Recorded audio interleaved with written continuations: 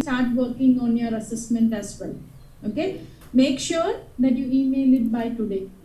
Okay, discuss with the students and then make sure you email it by today. So do you have any question? God say, like you can just discuss with the students over here and you can make the group. Is it possible to put me in a random group? I cannot hear you. You cannot hear me? Can you hear me now? Make sure your mic is on, yeah? Yeah, it's on. Can you put me in a random I group? cannot still hear you. What's happening? Wait. I don't know. Yes. Oh, okay, maybe it's about you. Okay, Can you please put me in a random group? I don't know no one. Okay, random one. Yeah. Okay, no worries. Then I will send you the group then. Thank you. Okay. Me as well, ma'am. Can you do it for me as well? And, okay then. Okay, Thank you, ma'am. Uttam and Godse. Okay, maybe. Yeah. So what about the others? Have you all formed a group? Swastika, Yugesh, Raunak, and Deepa. Have you formed the group? No, ma'am. No, Yes. ma'am. Okay, so in that case, Godse, Ronak, and then Swastika, Uttam can be in one group. Okay, so it can be 3 to 4. So I'm just making Godse, Ronak, Swastika, and Uttam. Okay, so just please send me the groups 4. And Deepa, have you made the group? Huh? Have you made the group? No? Okay, so yeah, Swastika, Godse, Ronak, and Uttam. Yeah, you 4 will be in a group. Okay? Okay, ma'am. Okay then, good.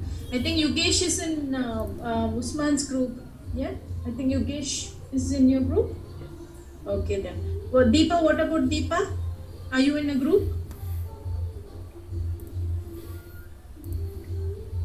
Okay, so we'll discuss it in our lab class today, so not to worry. Okay. So any question? So has everyone formed the group here? I think I got it from Christian. Haven't formed it? Then I think you guys can go on in a group. Not less or not more. It needs to be only 3 to 4 in a group. Okay, and please make sure you send me the group by today. You need to finalize the groups by today. Okay, got it? You need to work on your assessment because it's due next Sunday, so you need to start working on your assessment as well. Okay, got it? Okay, so let's start the class. Any question?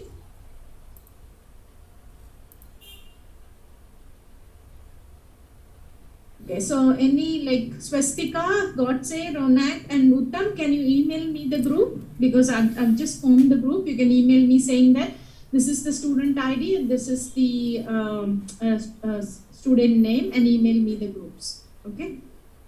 Okay, and the process, you need to do the same as well. Email me the group.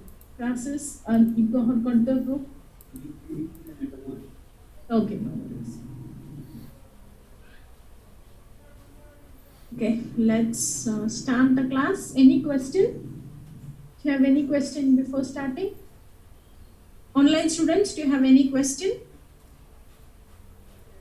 All good, ma'am. No. Okay, no worries. Then let's start the class.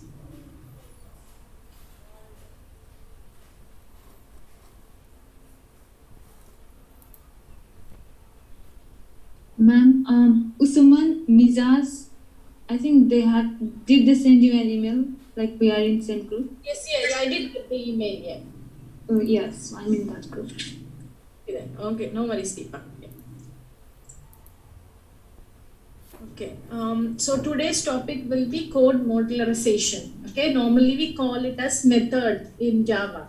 We call this as a method or a subroutine or a procedure. Okay, so this or a function. So that's nothing but a code modularization. Okay. For code modularization, programmers seldom write programs as one long series of steps. Okay, what do you mean by modularization? Any idea? Modularizing, what does that mean?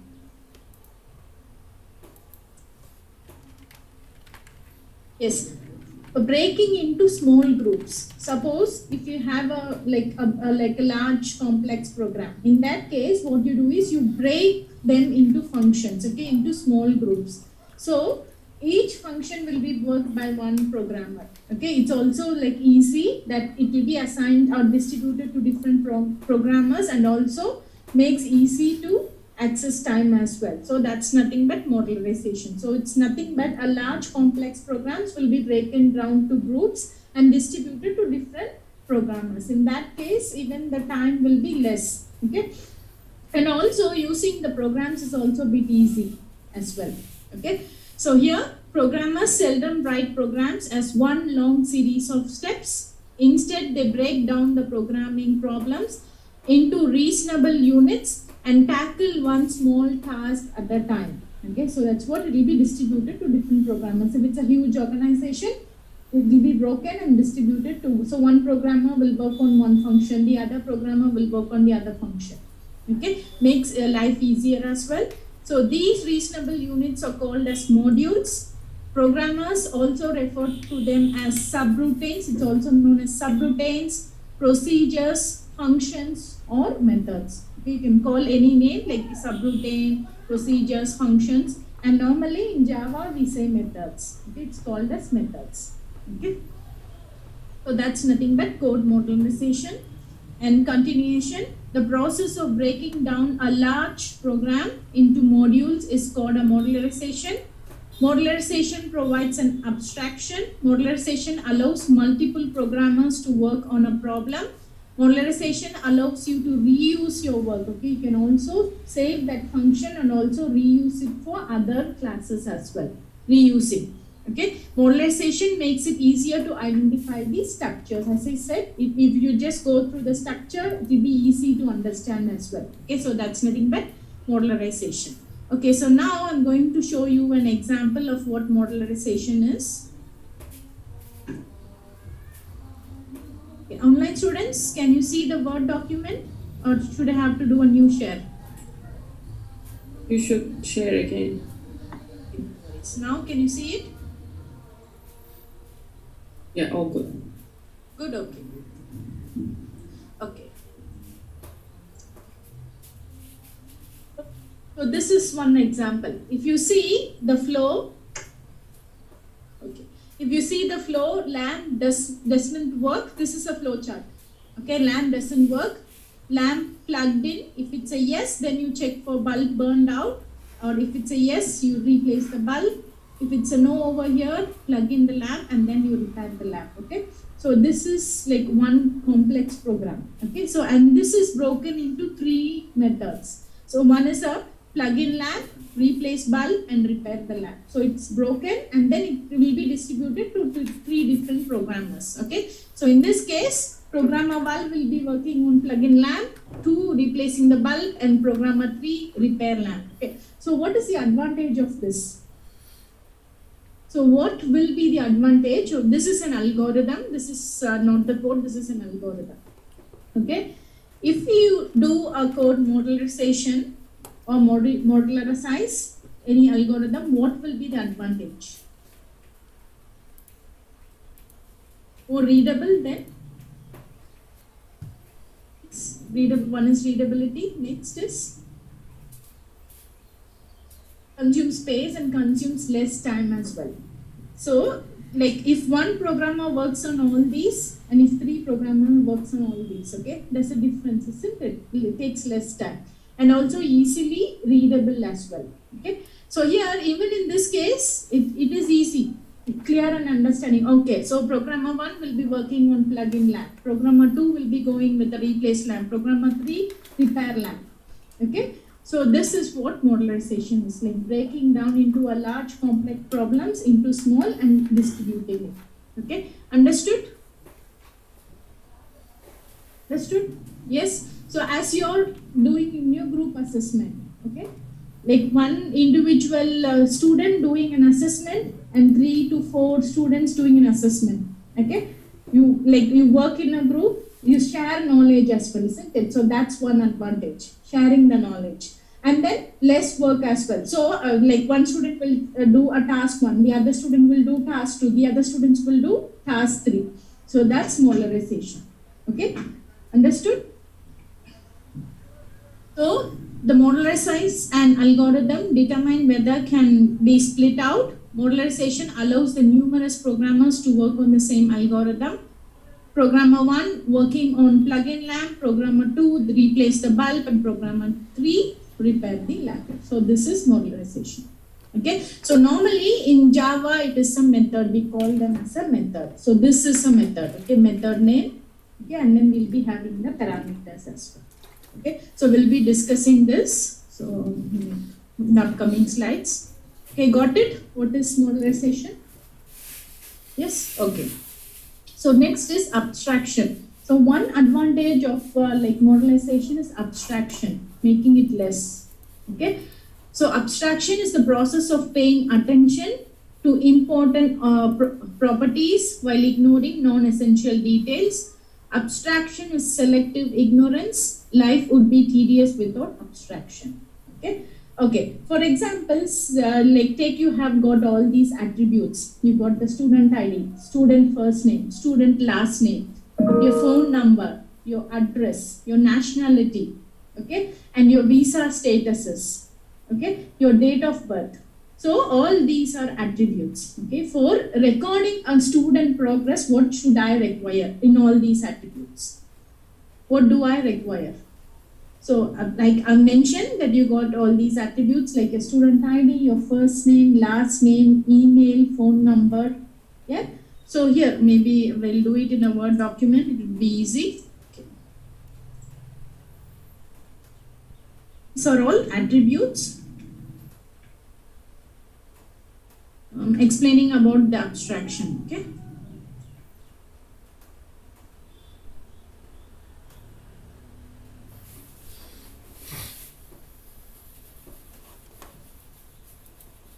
Online students, I'm explaining about the abstraction. Okay, so these are all the attributes.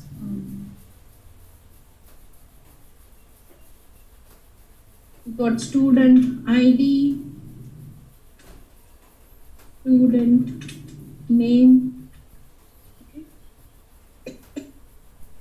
address, contact number, date of birth,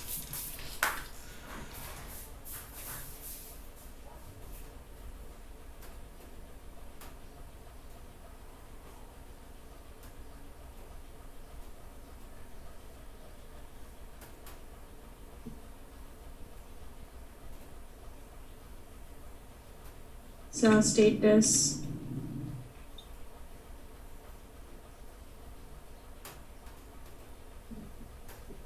quotation marks,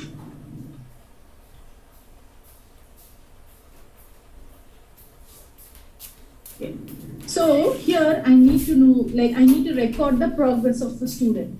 Okay, maybe it can be a score or a grade. So what are the attributes I require from here? Just ID and name. Should I need an address? Should I need a contact number? No? Okay. So I do only need a student name and an address to record the progress, isn't it? Just document it.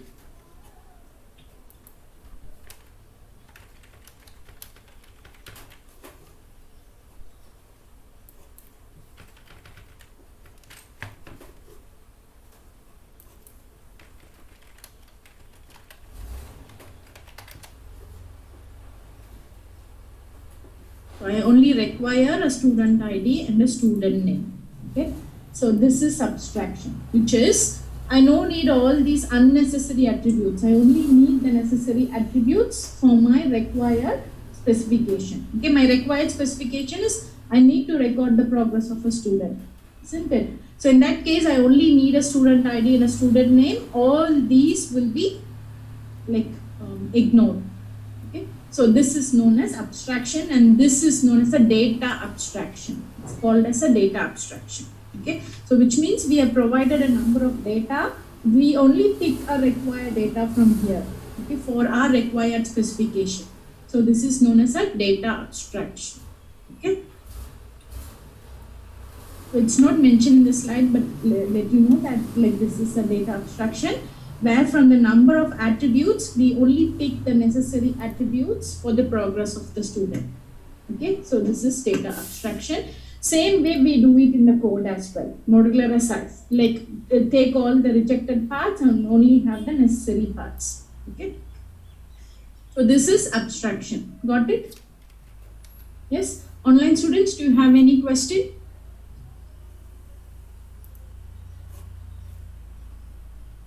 Okay, so this is data. Next is process abstraction. Okay.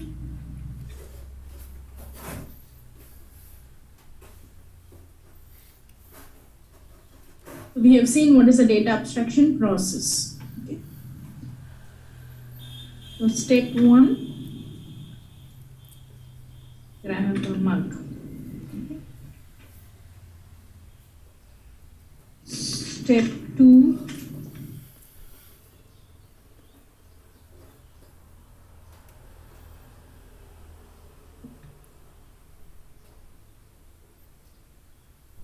milk.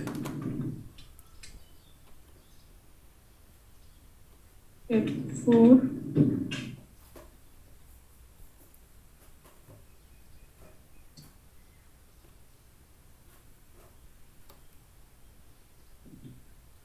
I'm going to do here. Any guess? So grab a mug, pour the milk, boil the milk, add coffee powder. Any guess what I'm going to do here? Stir. No. So what is this actually? What I'm doing? Making coffee. Okay. So this is process. Maybe I'll complete this. Add sugar if needed. Add sugar.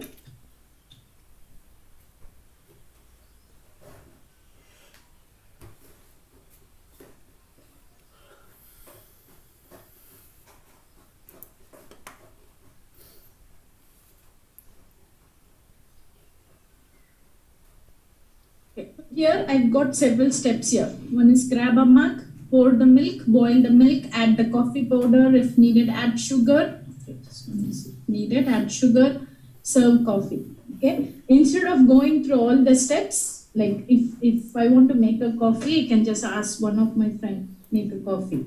Okay. So this is known as a process abstraction. Instead of specifying all these steps, like anyone will know if I say, can you make a coffee for me? They would know that you need to like do all these steps, isn't it? So this is known as a process abstraction. Like what you're doing is, so number of steps here, you're wrapping up in a single step. So which is nothing but making a coffee, isn't it?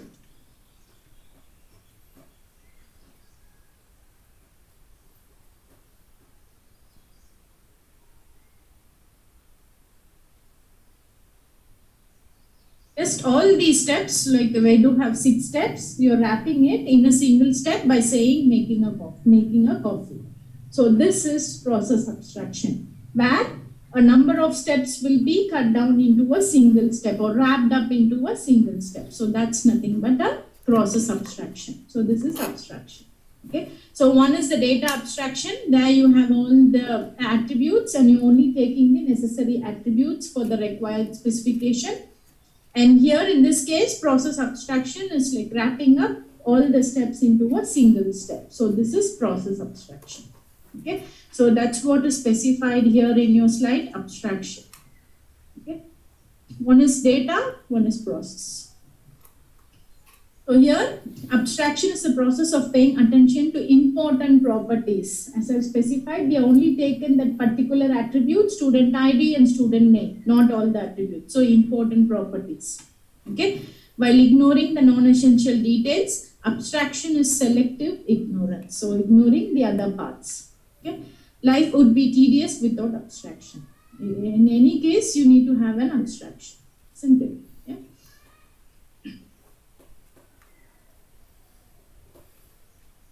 Understood? What is abstraction? Yes, data abstraction and process abstraction. Online students understood? Okay. So here, this is what is given here. Abstraction, for example, you can create a list of things to accomplish today. Do laundry. So instead of like putting all the steps, you do laundry. Okay. Call Aunt Nan. Okay. Start term paper. So we know that we need to prepare the term papers. Okay. If you want to do the assignment, prepare for the assignment. We know all the steps, what you need to do for the assignment. Okay. So that's nothing but abstraction. Okay.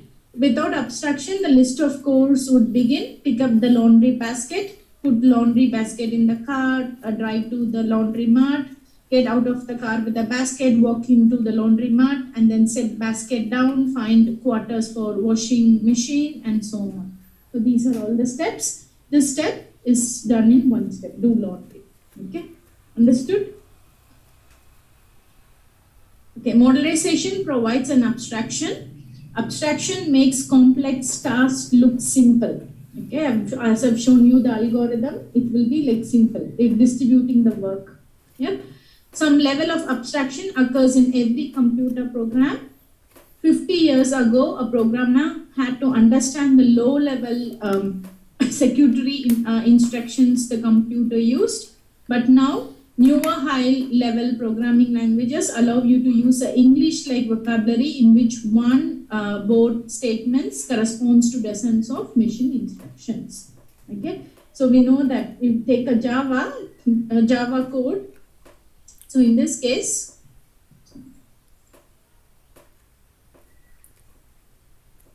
taking, okay, what we are doing it here. So this one is a high-level language, where this high-level language is converted into a machine language. Okay, what is a machine language?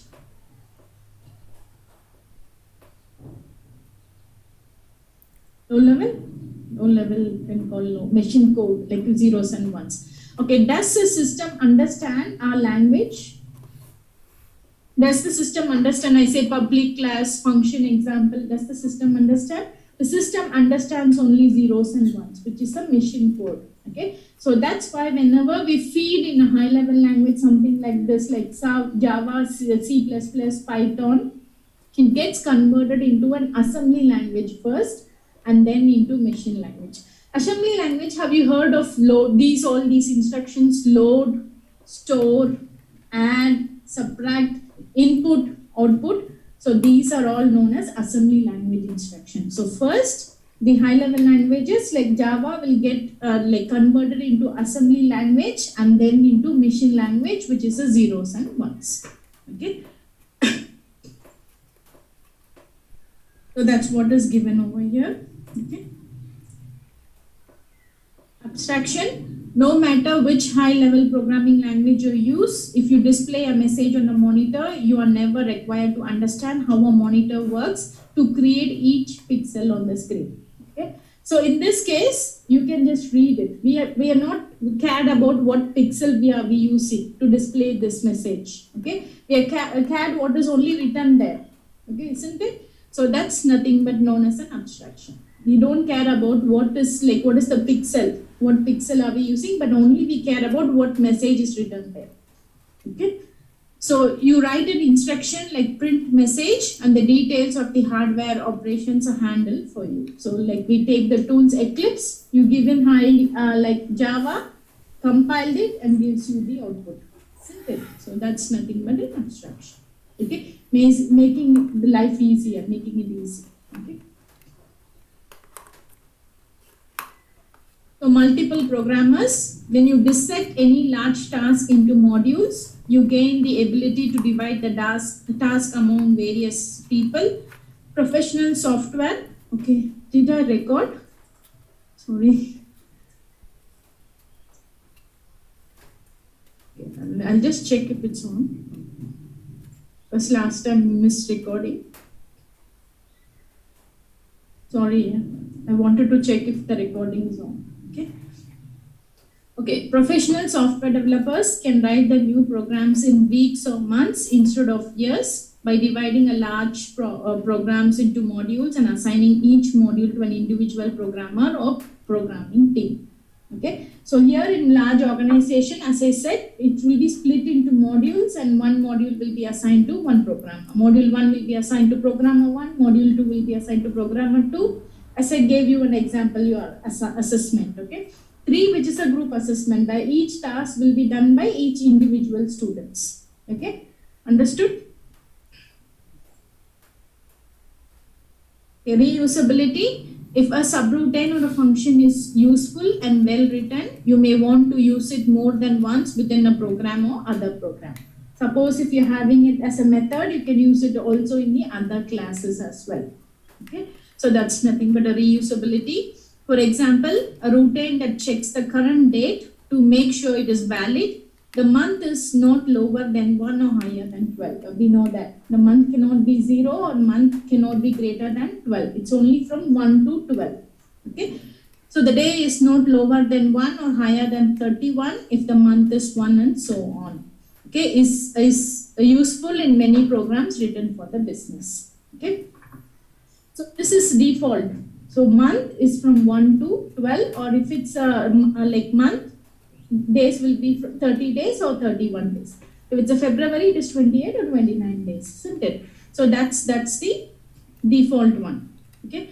And this is an example of modularization. I think I'll make it a bit bigger. Okay. So this is the original algorithm over here. Okay. So here, section of logic from a payroll program. So hours worked is greater than 40. If it's a yes, category is equal to salaried. If it's a no, gross pay equal to hours worked into rate of pay. And in this case, if category is equal to salaried, if it's a yes, overtime pay will be given. If it's a no, overtime pay is hours worked minus 40 into 1.5 into rate of pay, and then gross pay equal to 40 into rate of pay plus overtime pay. So here you're just calculating the gross pay. Okay. So this is the algorithm. So here, if you see, so this part is made into a module. Okay, this is the module. Normally, whenever you represent in a flow chart, module is represented with a rectangle with a bar in it. So this is a module. Okay, so instead of like having the whole program, so this one is broken into a module, overtime module. So this part is broken into a module, and then you will be having a return. Okay, so normally whenever you use a methods or a function, methods or function will be having a return value. Okay, so we'll be seeing that as well. Returning is like returning the value. If I add a plus b, I need to return the sum. Okay, so that's nothing but returning the value. Okay, so this is an example of a modularization where you have the original code here and this one is a modularization. Okay, so if you see, this one is like pretty easy. Okay, so this can be handled by one programmer and this can be handled by one programmer. So it can be distributed between two programmers. Okay, understood? Any question? Do you have any question? Online students, do you have any question? No? No. Okay, easier to identify the structures. The single program segment shown in figure 3.2 accomplish the same steps as two program segments shown together in the figure 3.3. Okay, they are the same. So there's no variation. The only thing is this has been converted into a module. Okay, so this is being converted into a module, and the module will have a return value, which a function will have a return value. Okay. Both program segments are structured. The structure may be more obvious in the program segments. In figure 3.3, because you can see two distinct parts, decisions structure calls a subroutine named overtime module, and the module contains another decision structure which is followed by the sequence. Okay. So this one is a decision and this one is a sequence. Okay. So we have both.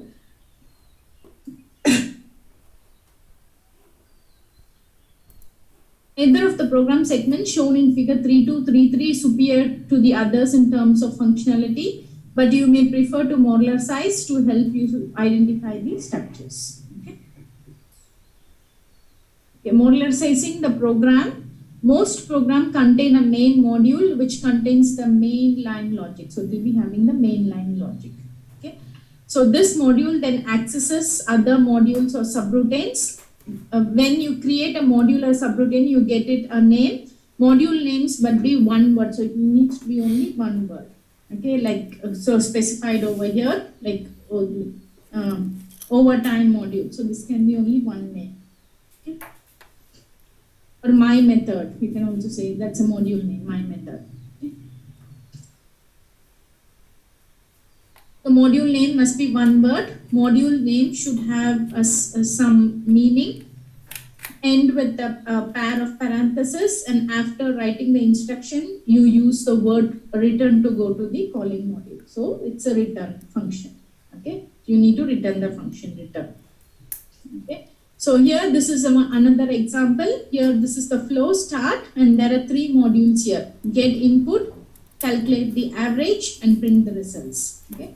So it needs to have only a single word and then open and close parenthesis. Normally, if you have a function or a method, it will have a open and a close parenthesis. Okay, and see here, get input. So this is a sequence. Okay, get input, print, enter a number, read the first number, print, enter another number, and read the second number. So you're getting the first number, you're getting the second number. So that's nothing but get input, calculate this unit, you're calculating the average. Okay, average equal to first number plus second number divided by 2, and then this one is printing the result. Okay, so this one is divided into 3 modules. Okay, got it? So this is the pseudocode. This is the pseudocode, and this one is a flowchart. Okay, algorithm.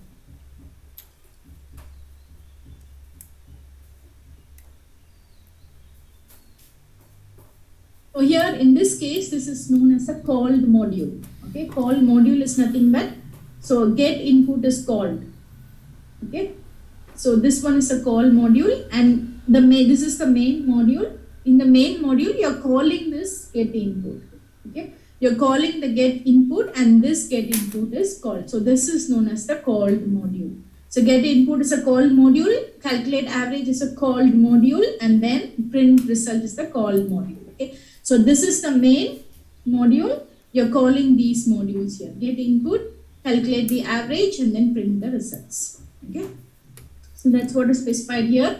Once you have created a module, you then need to be able to use it. When you want to use a module, you need to call it. You need to call that module. Okay. So here you're calling the module, get input. Okay. Understood? So this is called as called module.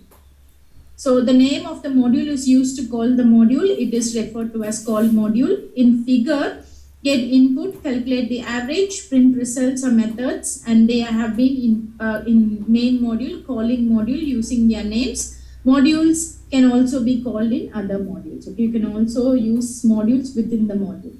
Okay, so this is nothing but called and calling modules. So modules can be named as methods in Java. Normally we call it as methods. Okay. So if I just show you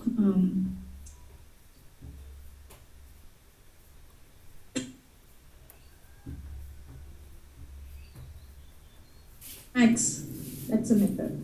Normally we call it as a method. Okay. Okay. So we'll go through this now. So here I think I need to share the new screen. Okay. Online students, can you see the Word document? Yes?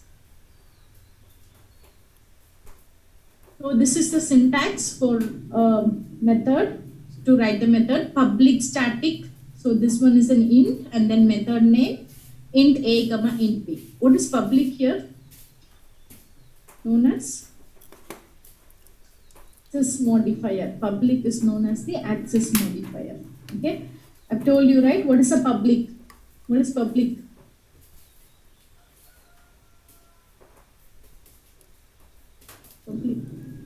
Public, private, protected. Yes. What is public here? Sorry? Oh, I didn't get it. Sorry. No. So here, if you state public, you can use it in the other methods as well. Okay? Public is nothing but whenever you use a method or a variable, you can use that method or variable in the other classes as well. So that's nothing but you declare it as a public. Okay? Even if you have a public variable, public int number 1, in that case, you can use that particular variable in other classes as well. So that's why we specify a public. Okay? Suppose if we say private, private can be used only within that class. You cannot use within other classes. Okay, so that's what is private. Okay, static is nothing but for memory management. It will allocate some space, and if you use the static, you can like use it for different instances, which means creating objects. Okay, so that's why you use a static. Okay, static is an instance where you can create different objects, different instances. So that's why we use a static. So both are known as modifier, access modifier. Okay, normally public is access modifier. What is int here? Int is a data type. Okay, return type or data type. So this is a method name. Okay, int A, int B are known as parameters. Okay, these are called as parameters. Particularly A and B are called as formal parameters. Okay, so whenever you declare a parameter within a method, it's known as a formal parameter. Okay, within the method, this A and B will be a formal parameter, and int A and int B are known as list of parameters. Okay, so here, so this is the syntax of how you declare a method. Okay, public static int, you need to have the method name. Int is nothing but the return type, and A is nothing but the formal parameter. Int is a return type, and B is the formal parameter. In this case, int A and int B is known as the list of parameters. Call that as parameters. Okay, understood? So public static is modifier. So this int is a return type, method name and name of the method. A and B are the formal parameters. Int A, int B, list of parameters. Okay. So it's given here. This is another example. Public int, this is the method max. Okay. Int x, int y, and then you're having the body of the method. Okay. So here you're performing some function over here. Okay. So public int max, int x, int y. So this is the modifier. This one is the return type, which is the data type. This is the method name, and these are all the parameter list. By x and y are the formal parameters. Okay, understood? Okay, online students got it? So this is how you need to declare the methods. Okay. So here you're declaring the method, and you're creating the object over here and calling that method. Okay. The object creation is done using the main public static void main. So this is the main function where you execute. Function example, this one is the class name. Okay, this is the class name. Object is equal to new function example, and here you're calling this max. Okay, for x value is 5 and y value is 6. Here you're giving the values. This is known as argument. Okay, this is the argument where you're passing this value to that formal parameter. Okay, so this 5 and 6 will get assigned to this x and y. Okay, and then you do the action over here. So this is how this value you pass it. Okay, passing the values to the like parameters. You declare it over here within the method, and you pass it over here.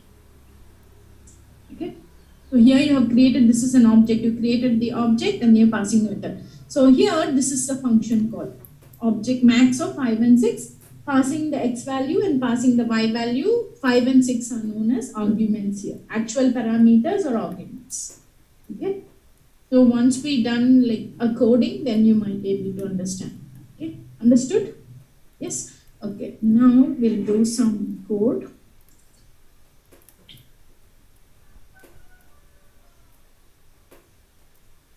We'll do this code using a method. I'll just do one example.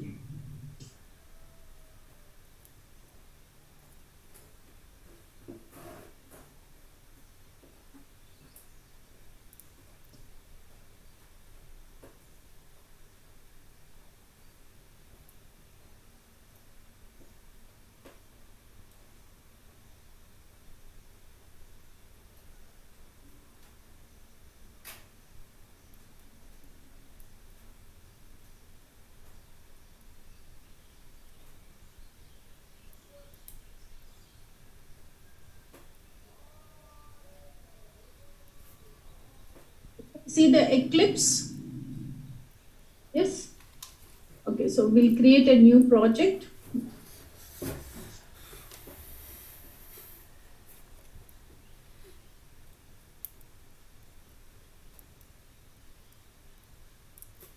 Next.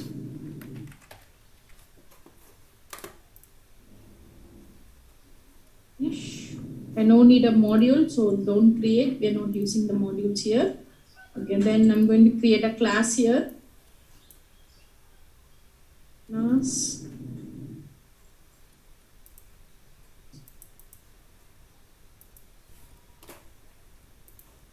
Addition.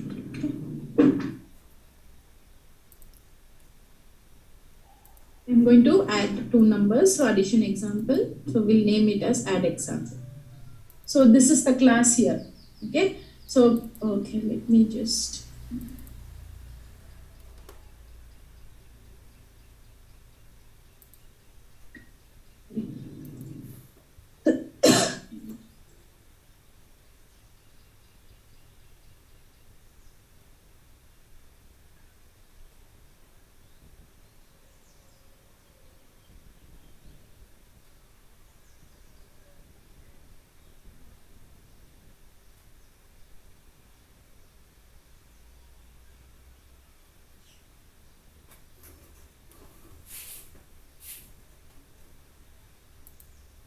This is good.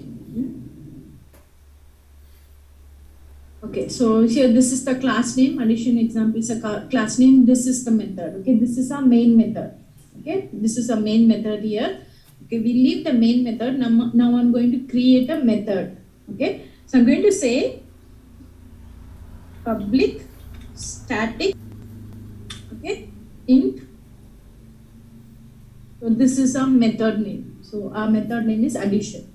Okay, in x comma int y.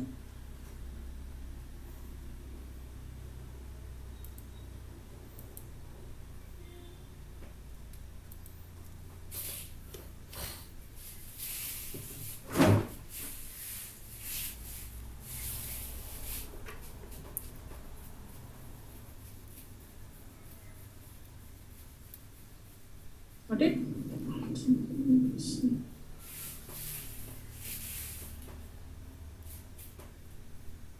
So now what I'm going to do is add equal to x comma y and then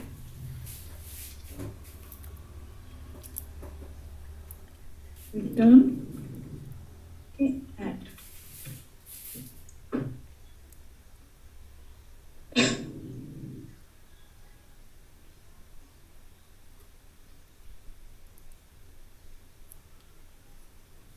So here needs to be. So this is how you declare the method. This is the method. Okay, public static int. So this one is the method. Int x and int y. So these are known as the formal parameters. X and y are the formal parameters. And here I'm doing some calculation. Okay, add is equal to x comma y. I'm going to add the two numbers and then this one is the return value. So returning the values. Okay, return the value. Okay, now here what I'm going to do is I'm going to say system dot out dot println calling this addition. Okay, I'm going to call this method over here. I need to pass the values right to this method over here. So what I'm going to say is I'm going to call this method here as addition. Okay, I can give any value. So this one is nothing but the hard coded value. So for x, I'm giving the value as 10 and for y, I'm giving the value as 20. So this is nothing but creating the methods. Okay. So this one is the main method. Public static void main of args is the main method. And this method here, what we are doing is we are passing the formal parameters x and y. So this is known as the parameter list. Int x and int y are the parameter list. Here we are doing the calculations over here and we are returning the value here. Return add. Okay. So add is a variable here actually. Okay. So now, so this 10 will get passed to this x and this 20 will get passed to this y. Okay. Understood? So now if you like save it, first I'll save it and then run it.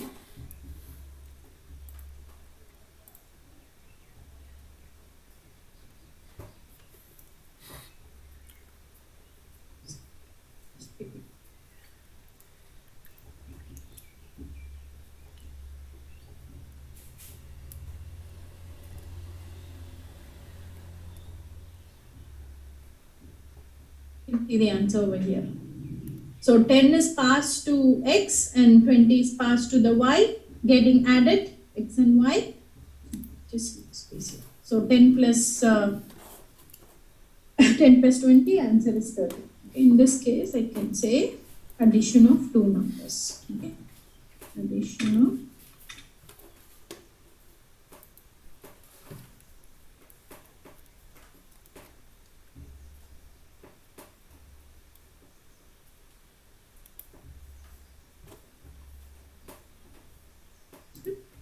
bring this a bit down.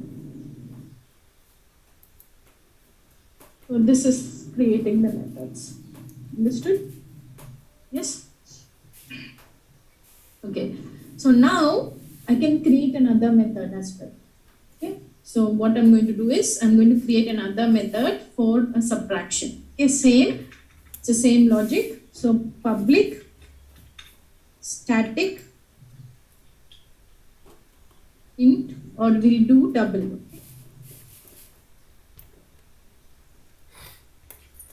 Double subtraction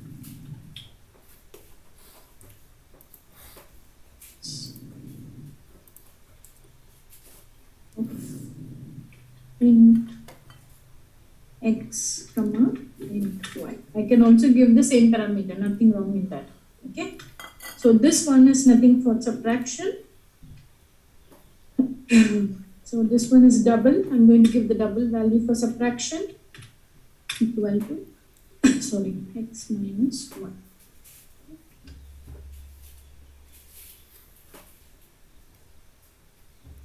Return. So here this is another method. So this is addition is one method, this is another method. So here I've created two methods with the same parameters, int x and int y. Okay, so these are all the formal parameters. This is a formal parameter. Okay, and whatever given here is the actual parameter. So now I need to call this method over here to pass the values. Okay, so system dot out dot println of subtraction of two numbers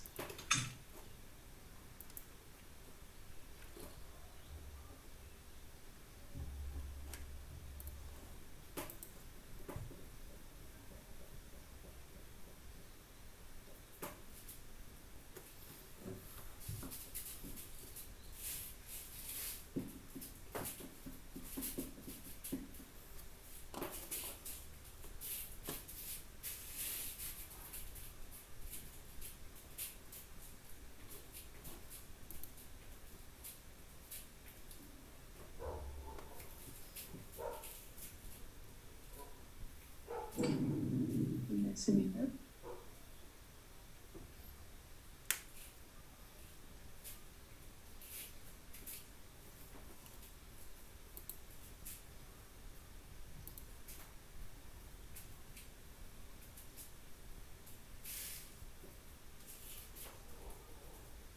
Correct spelling is UBTRACTA. See.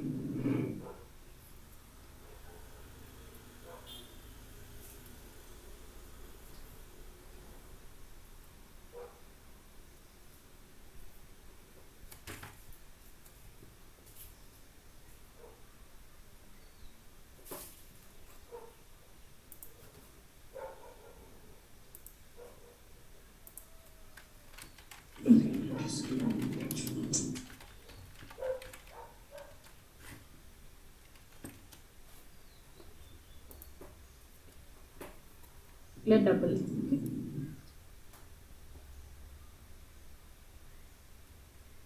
Okay. So the thing is, we declared it as an integer and we are giving a float value here, double value. So it was showing error, but now I have changed it to double. Okay.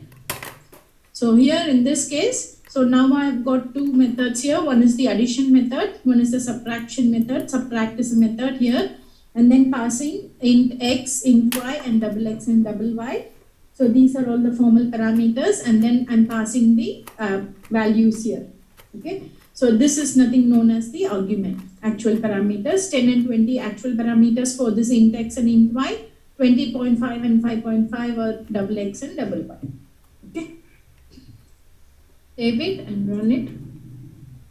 You can see. So if you see, the first one is an integer value and the second one is a double pair. Addition and subtraction. Understood? So this is how you need to declare the methods and then use the methods. You're calling the methods over here. Okay. So this is the called method and this one is the calling method. Understood? Yes. Any question? Online students, do you have any question?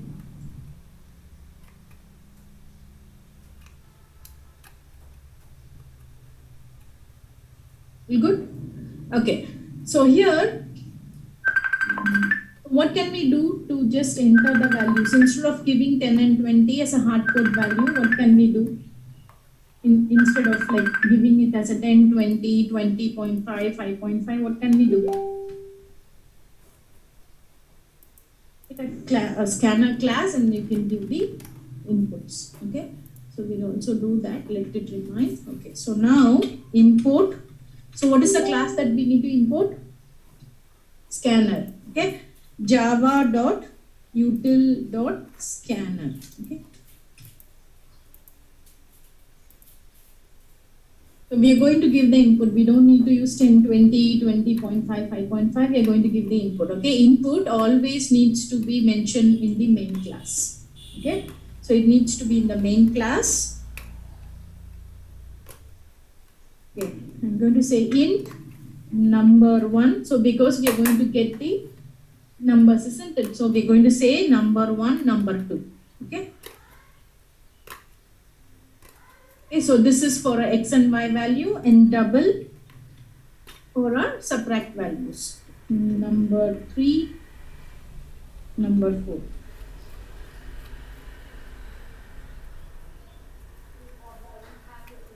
Since we are going to get the values, so we are declaring int value as number 1, number 2, and then the double value for this subtraction as number 3 and number 4. Okay, so what will be the next step then? I think we have used scanner classes many times, right? So we need to create an object. Okay, creating the object will be scanner sc equal to new scanner class of, since we are getting the input system.in. Okay. Going to get the input, isn't it? So system.in. Okay. In the next step, what we are going to do is we need to get the value for number 1, value for number 2, value for number 3, value for number 4. Okay, so we'll do that. So system dot out dot print ln of enter the value for number 1.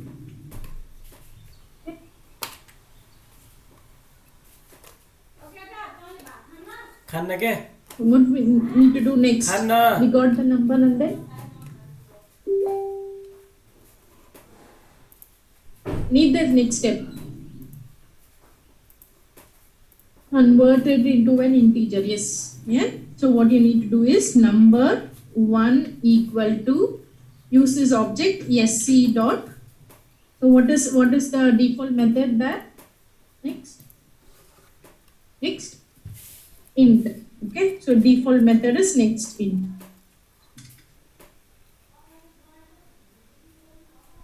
So here we are getting the value and here we are converting. Normally whenever we got it, it will be only a string value. We are converting into an integer value. So we are saying sc.nextInt. Okay, so we got the first number. Same we are going to do for all 4. Okay, system, maybe I will just leave a space. System dot out dot print ln,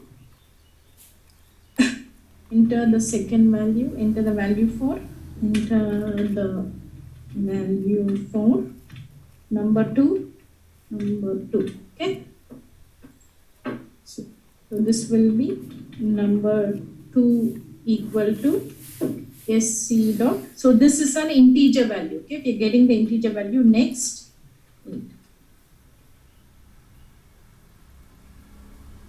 We got it for number 1 and number 2, and then we converted into an integer value. So now we need to get it for number 3 and number 4. So before that, what we are going to do is we'll take this here and put it here. Okay.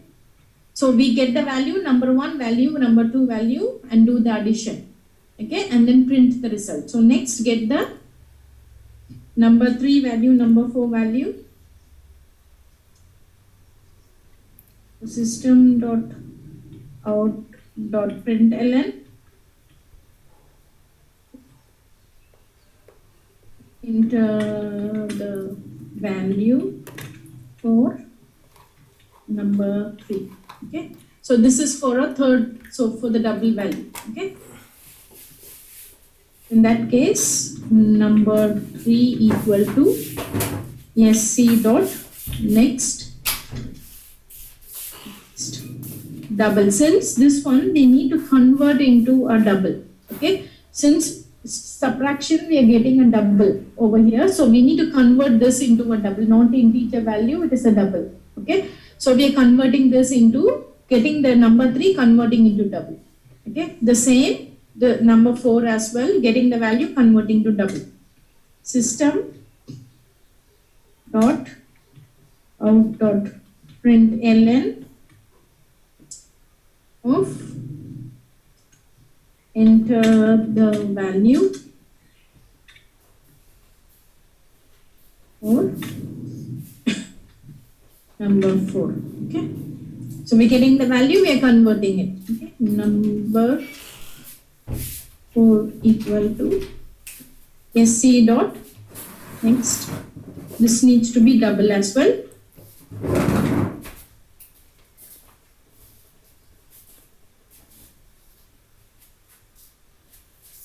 So this is how you get the input values. So first number 1, number 2 integer, add the values, display the value. Okay, here in this case it needs to be, instead of 10 and 20 we need to give number 1 and number 2. Okay,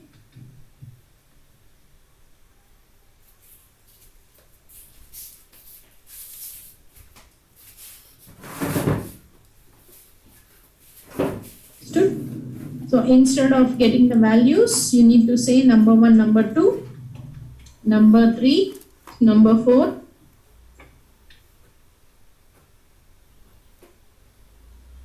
Okay. You need to close. The last one should be close. Sc dot close. So whenever you open a class, creating the object, close it. Understood? So this is how you get the values. Let's put this bit down. Okay. So we have created 2 methods here. Here we have created the addition method, and then we are getting the x and y. We are going to add x and y and return the value.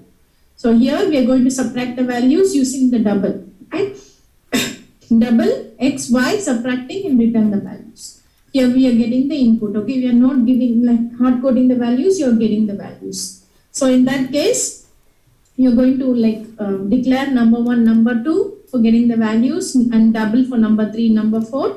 And using the scanner class, you need to import the scanner. Okay, import java.util.scanner, import it, and then get the value for number 1, convert into integer, since we are using integer of x over here. And then get the value, convert into integer. Okay, and then add the 2 values, display the result. Same here, this one is a double value. Number 3, get the double value. Number 4, get the double value, subtract it and display. Okay, understood? Okay, we're going to save it and run it now. So it's asking enter the first value. Okay, so we're going to say 100 here, enter the second value 20. It needs to provide the addition. So it needs to say addition of 2 numbers. Okay, addition of 2 numbers. Okay, so before that, what we can do is we split it up. System dot out dot println. What I'm going to do is,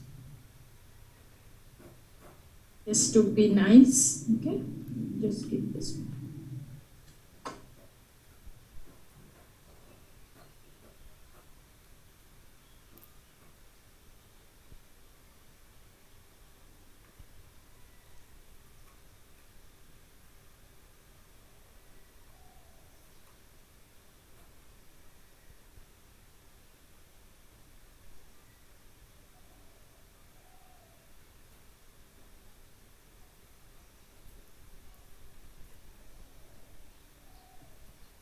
again. Enter the first value, maybe I'll say 100. Okay. Enter the second value 20. So it needs to give us 120. That's an integer value. Okay.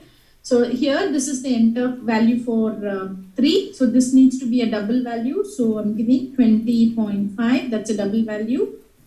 And then enter the fourth value. I'm giving 5.5. Okay.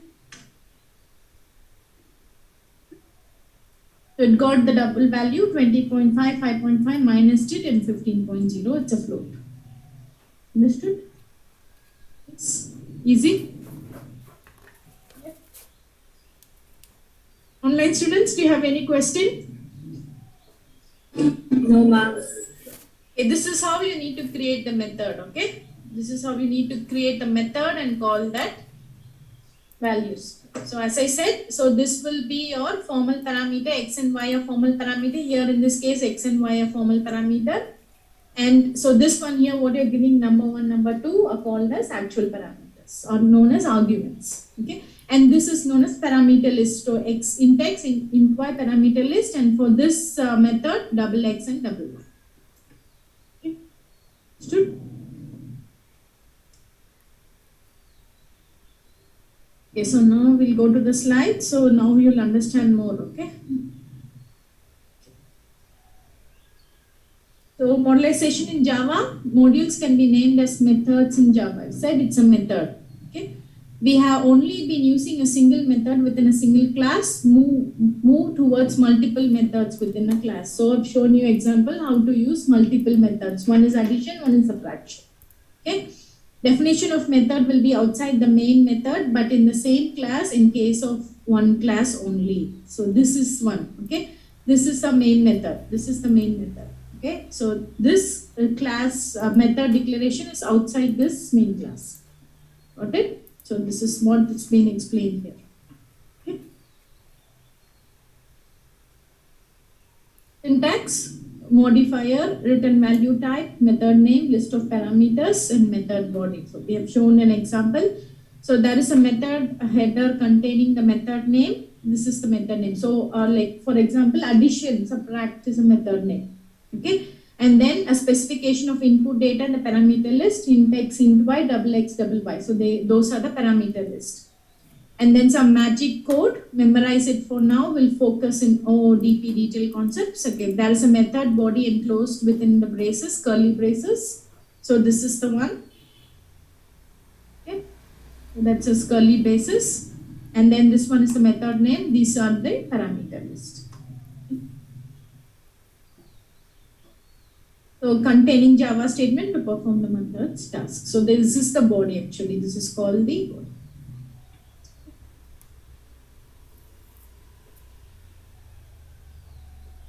This is what is given here. A general syntax of the method we have already specified. Public, static. Public is a modifier. Static is nothing but for memory management where you can create different instances. Return value type, data type, and then the method name. And then you give the parameter list. Okay. So here this is the magic code public. And then we have the name of the method and this one optional input data that method requires to perform some task. This is the method body and this one is a data type of value returned by the method and this one statement that performs the method task. Okay. I've just shown you an example as well. So in the previous figure, magic code, just coded, detailed discussion will be done in next week. As I said, public, you can be using it other class as well. So we declare as a public. Okay. So return value type, data type, what type of data method will return? For example, int, double, char, boolean, etc. So here in this case, we have mentioned it as an int. Okay, int x, int y. So it returned as an integer, like it's an integer value here. Okay. And in this case, it is a double x and a double y. So it is a double x, double y, double value here and the result is also double. Okay. So different return types. For example, int, double, char, boolean. Boolean is yes or no. Method name, meaningful name of the method. Parameter list, input data for the method to perform some task and method body executable statements. Okay. Okay. So here, depending upon the return type and parameters, there can be 3 types of methods. method with no return value and no parameters. So we don't have a return value, just executable statements like you print system.out.println hello world. Okay, non-executable. Okay, so they will have no return value and no parameters. Okay, method with the return value and no parameters. Method with the return value and parameters. So this is the last one that I've shown you, a method with the return value and the parameters. Okay.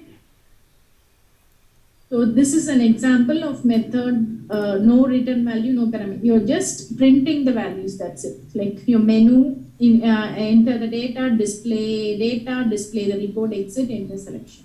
You're just displaying the values. Okay. So you're not doing any calculation in your here and then no return value as well. Okay. So this method will just print the statements, no need of parameters. We are not giving any parameter here.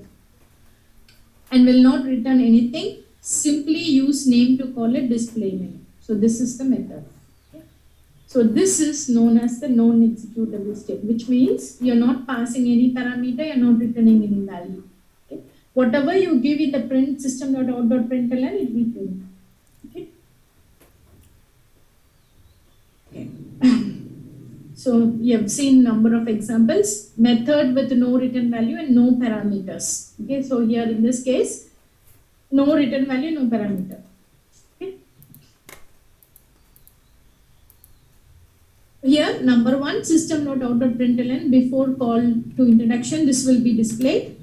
And then after call to introduction, this will be displayed, and introduction, this will be called actually. So it's all hard-coded values. Okay, where the string name is Thomas and age is 40, and then it displays my name is Thomas and I'm 40 years old. Okay, so you don't pass any parameter here, no return values. So method with return value and no parameters. For the example used so far, we have not written any data and the return value tag has been void. Void is non-executables. Okay. So methods are often used to perform the calculation. Example, the average of an array of int values and need to be able to return a value in order to return a value. The method header needs to indicate the return value type. Example, double or int. Okay, so as I've shown you in an example, it needs to be either a double, int x, int y, or double x, double y. Okay, so return statement needs to be included in the method body. That is the same type as defined in the method header. Okay, it needs to be integer or a double. Yep. So method with return value and no parameters. When invoking the method, you need to use the value in some way, such as store it in a variable or use system.out.println to print the value directly.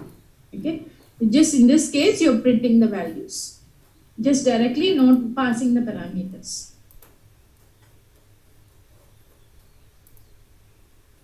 Same example, seen like converting it. Okay. Local variables. Local variables are variables declared in a method are called local variables. This is a local variable. Sorry, this is a local variable. Okay, that's a variable. Yep, add local variable. In this case, subtract is a local variable. Okay, so this is all local variables. So where it will be applicable only to that particular method. So here in this case, add for addition method.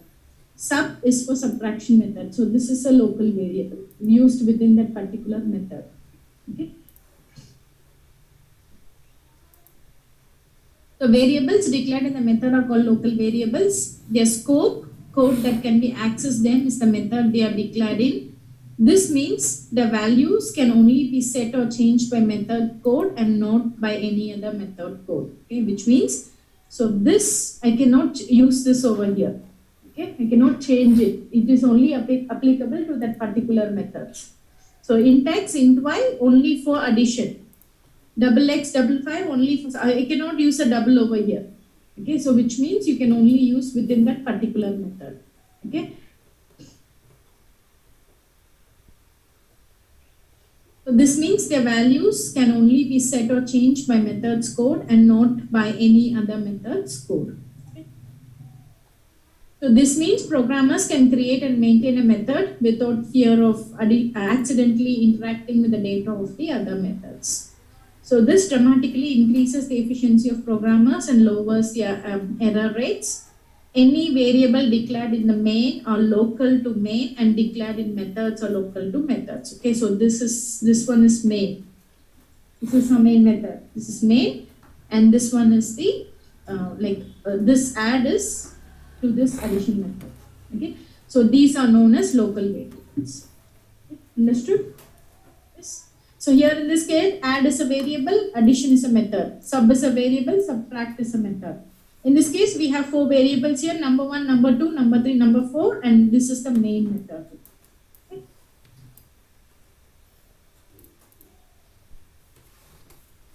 So any variables declared in main are local to main. You cannot use it in the methods, and declared in the methods are local to the methods.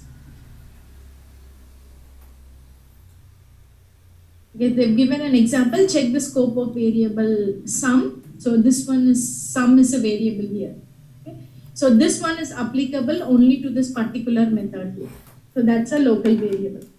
Okay. And this one here, so this one, the local, this is an object, creating the object.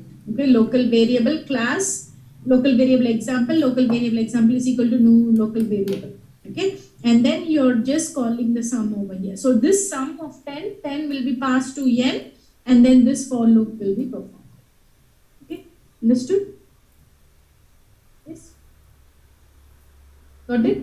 So here, so this is the local variable. Sum is a local variable. Here we have int of n. Okay, so this one is a parameter, n is a parameter. What you're doing is you're passing this 10 to this n. Okay, so now the n value will be 10, and then the for loop will be performed according to that. Okay. We will see the example. I'll just complete the slides and we'll see the examples. Okay. So method with the return value and the parameters. This is the return value. Okay. So int x, int y, parameter, method with the return parameters, and return value. Return value is nothing but int returning the result. Okay, and then you're passing the parameter 5 and 3 to this int x and int y. Okay, understood? So this will be a parameter list, which is known as the formal parameter, and this is the actual parameter. Okay.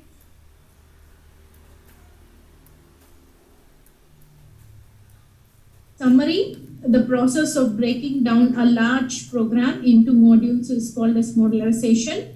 Most programs contain a main module which contains the mainline logic. This module then accesses the other modules or subroutines. Depending upon the return type and parameters, there can be 3 types of methods in Java. Okay, so one with no return value, no parameters. One with the return, no return value with the parameters, and then return value and parameters. Okay, understood? Any question? One has got any question?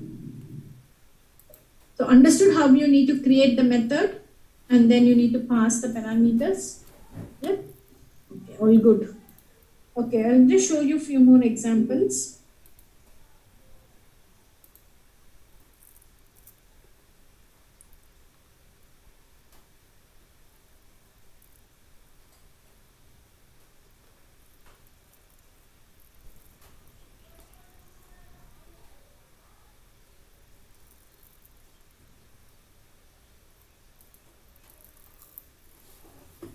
This one is the same, but with the minimum and a maximum value.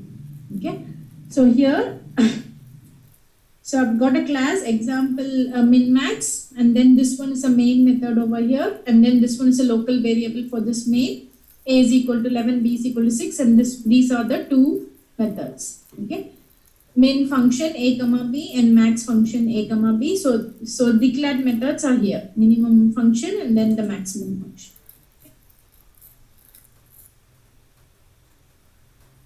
And then maximum.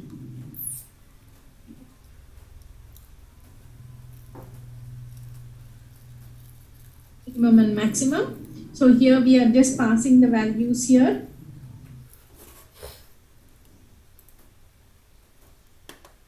A is 11 and B is 6, so it will calculate the minimum value and then the maximum value. So two function, min function and then the max function. So we created two functions and then the return will be return min and return max.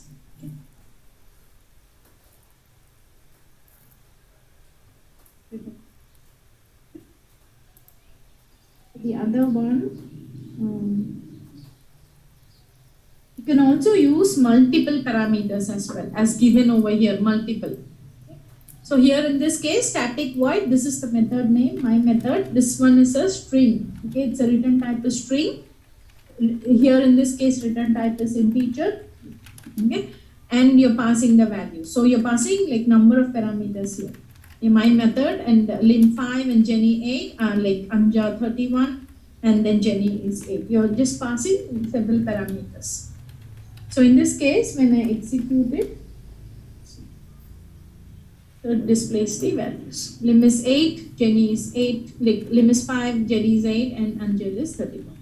So you can also pass multiple parameters, something like this. So these ones are all only hard-coded values. Okay.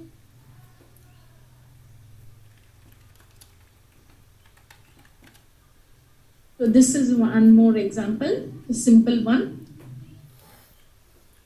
So public class, this is the class name, static int, my method. This is only has got one variable here, like one parameter here, which is nothing but x, int x. Okay, and return 5, you're adding a 5 with the x over here, and here you're passing the value for this x. Okay, so this is our main method, and system.out.println main method. You're passing this 3 value here. This 3 will be assigned to x. So 5 plus 3 will give you 8. Okay. So this is known as pass by value. You're passing the value from here to this, like this is the argument. You're passing it to the formal parameter. Okay. This is known as pass by value. Okay. Understood? Online students, any question? No questions. Question. So in this case, there are 3 parameters. Okay, x, y, and z, and then you're adding up a sum of x, y, and z and passing 3 values: 3, 6, and 10. Okay, understood? This is already done.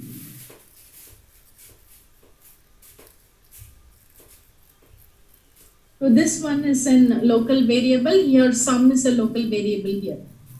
Okay, so it's the same from the slide. So we got an sum. This is the method sum int of n.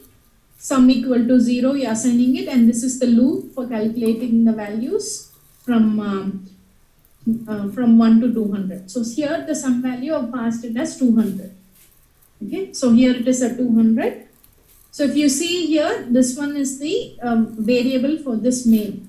Okay, int sum is equal to local variable example. We are calling this over here. You're calling this method sum, this sum over here. So sum of 200. 200 will be passed to this n value and then it get calculated. Okay, so now the n value will be I less than or equal to 200. Okay, so according to that, the sum will be added up and then it will display the sum values. Okay. Execute this. So sum of the first 200 numbers is 201. Okay. Got it?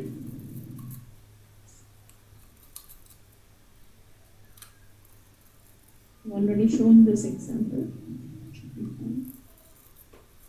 Yes, any question? Do you have any question?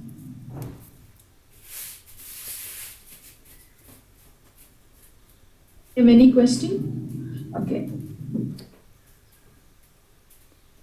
So there's also a concept called method overloading. Method overloading is nothing but you can use one method for different parameters.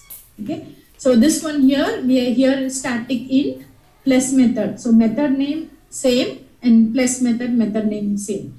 But if you see the return type here, it's int value and double value. Okay. This is known as method overloading, which means you can use the same method for different purposes. Okay. Here in this case, we are adding up, but this one is a double and this one is an integer. This is used for data type integer, and this one is used for data type double. Okay, and here you're passing the values. My number 1 is equal to calling this plus method 8 comma, this is the integer value, and then my num 2 is equal to calling this method here plus method, and this one is the double value. Okay, so this is known as method overloading, which means you use the method in like different purposes. Even I can use it a third time and then use it for rate of load values. Okay, this is known as method overloading. Okay, understood? Yes. Okay. Students, do you have any question?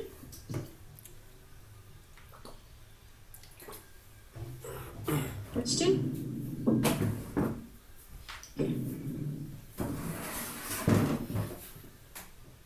Is your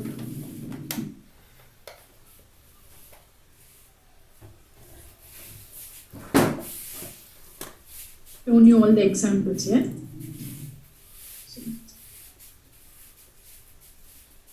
And this is one more example. The same addition. Here your addition, like it's only for addition, like int n1, int n2, result. Okay, result is equal to n1 plus n2, and then you're printing the sum. Okay.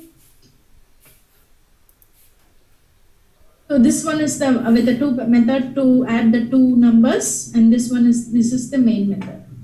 Okay. And you're passing the values here, you're getting the values and passing it as number 1, number 2. Okay, and we'll go assign to this n1 and n2, added up, and then keep print. Okay.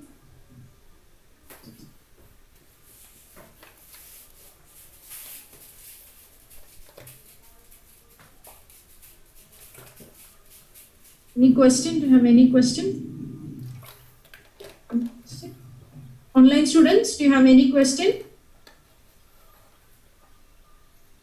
And now going to your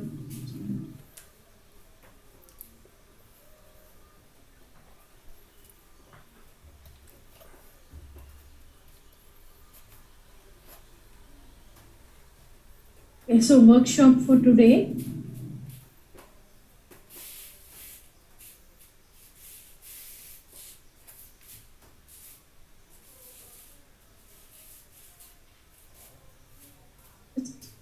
Tutorials for today. Okay, so like, according to what I've just taught in the class, you need to answer the questions. Okay, modularizing or breaking down of code into methods is used so that the code becomes reusable, easier to read, and also easier to debug. Okay, find definitions for the following terms as they relate to Java Pro. What is a parameter? You need to find the definition. What is a method?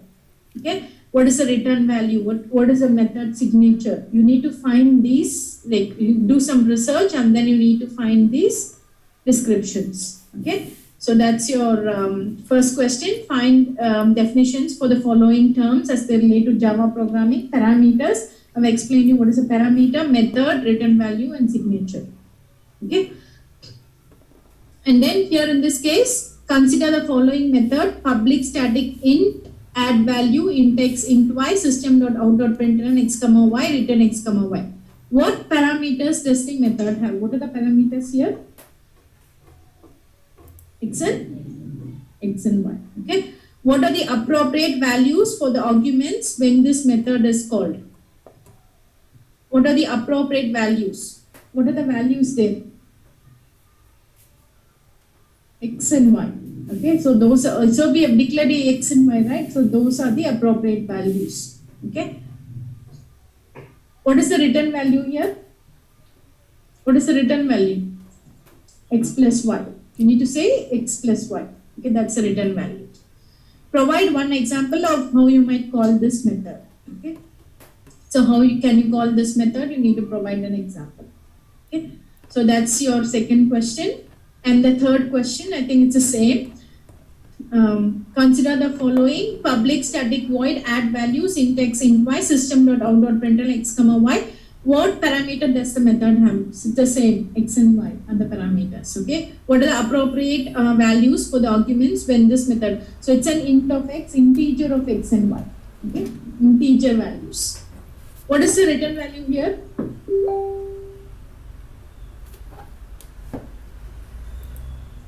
No return value. There's no return here, isn't it? It didn't say that return x comma y. So no return value. Okay, there's no return value here. Provide one example of how you might call this method. Okay, there's no return value for this. Okay. You're not returning anything. You're just calculating and you're not returning anything. Oh, this one here, provide one example of how you might call this method. So how can you call this method? Like something like showed you, right? Something like this. So for addition, x and y, you're calling it over here. Okay, you need to just give some examples. Same here for subtract double x double y, you're calling it over here. This is how you're calling it. Okay, and passing the values. Yeah, you need to provide some example like that. Okay, next is practice modularization. Objective of this activity, converting the given code to modularized code. Sorry, open menu Java and do the following tasks. So there's a file given over here. Been logged out.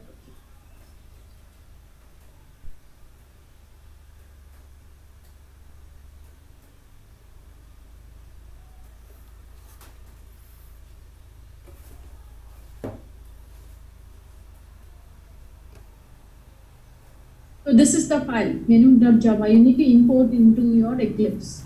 Okay, and then you need to modularize this code. Okay, so as I've shown you, so you can import this code and then create a method to display the menu that will display the menu which is given in the file and ask the user to enter the selection and return the selection to the calling method. Okay, call this method in the main method where there is need to print the menu. So same what I've explained, you need to do it with this example. Okay, and then move the switch case to a separate method which will take menu cell as input. Menu cell, you need to say menu cell. Okay, the method will be menu cell and print the necessary details. In case 1, ask user to enter the name and age. In case 2, print the details of the user. And case 3, terminate the program. 1, 2 and 3, you need to say 1, 2 and 3. 1, enter the name and age. 2, print the details. And 3, terminate the program. Okay, understood? Okay, you can just go on with it. Okay, before that,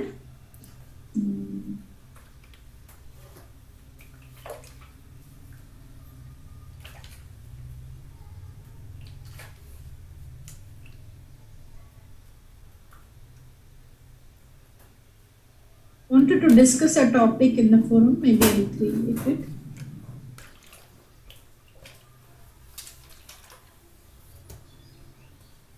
You just work on with the tutorials, just try doing it and then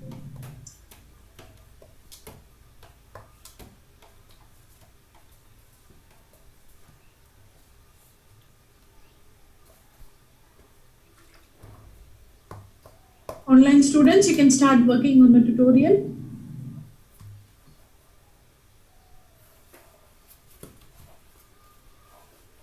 Recording stopped.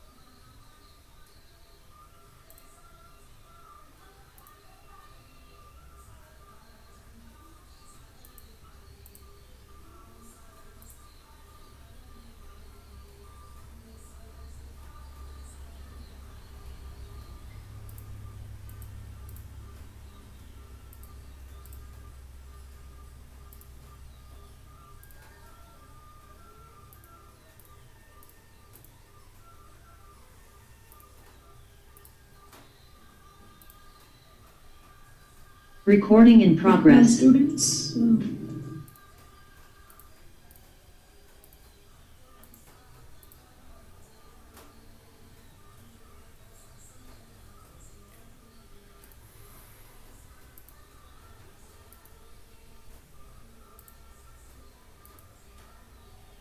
Students, I've created a forum. Online students, can you hear me? Yes, ma'am. Okay, I've created a forum. So today's discussion topic is over here. Okay, you can click on this forum and then you can answer this question. Maybe it will take like 10 to 15. What is the advantage of code modularization and why do we want to modularize the code? Okay, you can like answer them, you can discuss, you can answer them. Okay, yeah, you can just take like 10 to 15 minutes to answer. So we have just learned it today, isn't it? So you can also provide all the advantage, and if there is any disadvantage also you can provide. And like, oh, why do we need that? Okay, why do we need the code modularization? Okay, you can answer these. Yep, online students, you can take 10 to 15 minutes to answer these. Okay, so today's topic is this one. Ma'am, do we have to do this now or later? Oh, you can do it now. Okay.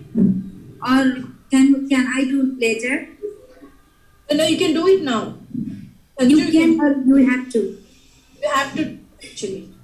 Okay. So this must be done in the class. Yeah. So go here if you can find like discussion forum. Click on that. And then you can click on you need to click on this code modularization and then take this.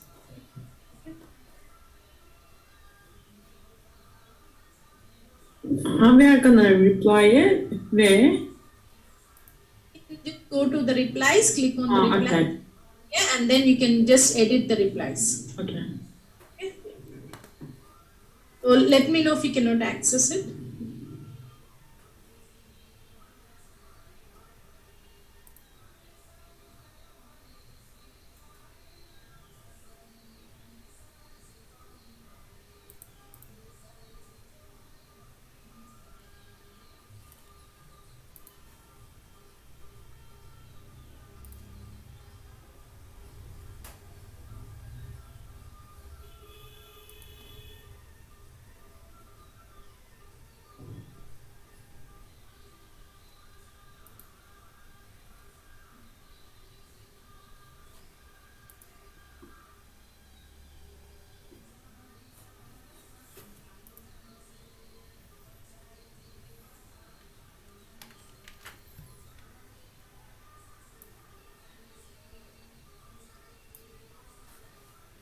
Hello, ma'am. Can you please show me which one?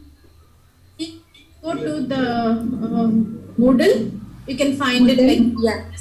forums. Discussion forum. Forum, my name, like it's under my name. Discussion forum, Bhuneshwari Selvaraj, Thursday afternoon, Melbourne. Click on that. The last one, right? Yeah. One last one. And then And then click on this, and then click on this code modularization, or you can click on the replies. Click on the replies, and then go edit. okay. Go to edit. Okay. We'll be continuing this every week.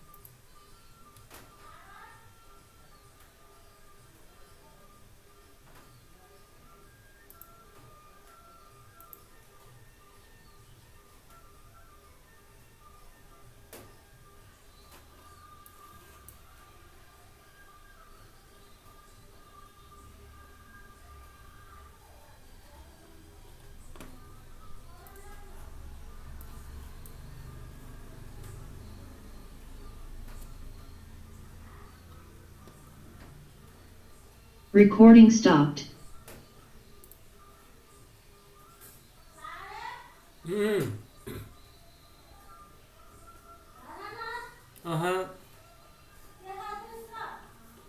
म पढिरहेको छु कहिले पढिरहेको छु कहिले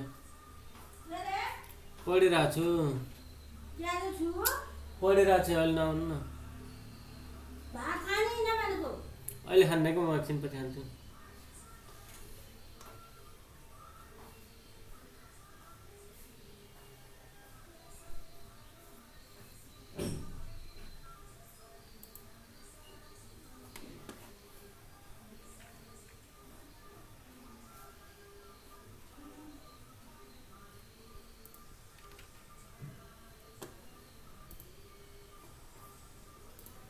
Students, please make sure to send me the groups by today.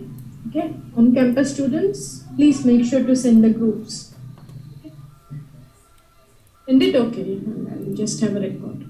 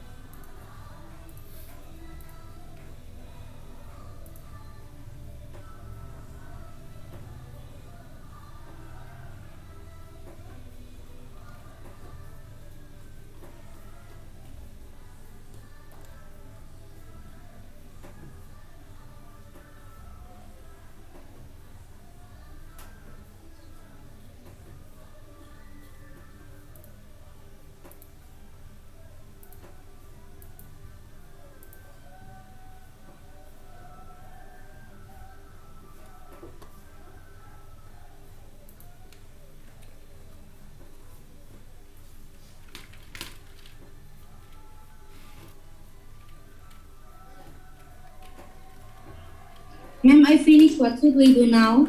Did you do the attendance? I need to take the attendance. Just give me a few minutes, okay? Okay, ma'am. You can work on the tutorial.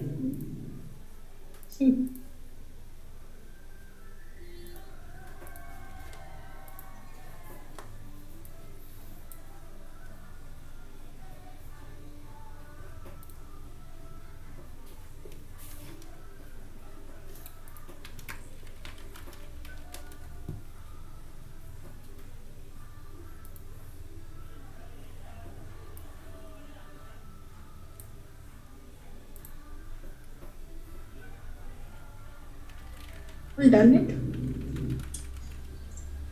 Take the attendance.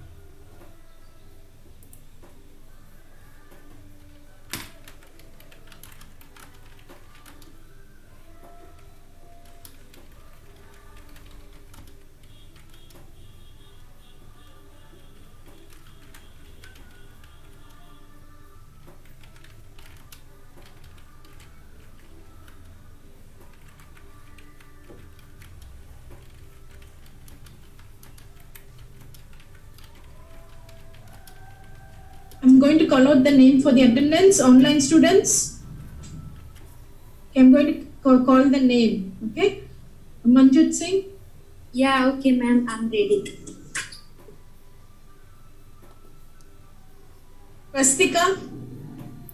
Swastika. And students, if you're not answering, attendance will not be given. Okay. So yeah, please be mindful that if you don't answer, attendance will not be given. Okay, Anish. Iniyat. Dia. Deepa. Yugesh. Yes, ma'am. Yes, ma'am. Oh, you guys. Ayash. Send okay. Ayush. Mizal. Send okay. Process. Sajin. Yes, ma'am. Uttam. Present, ma'am. Present, ma'am. Safil. Ronak. Anil. Usman. Amrit.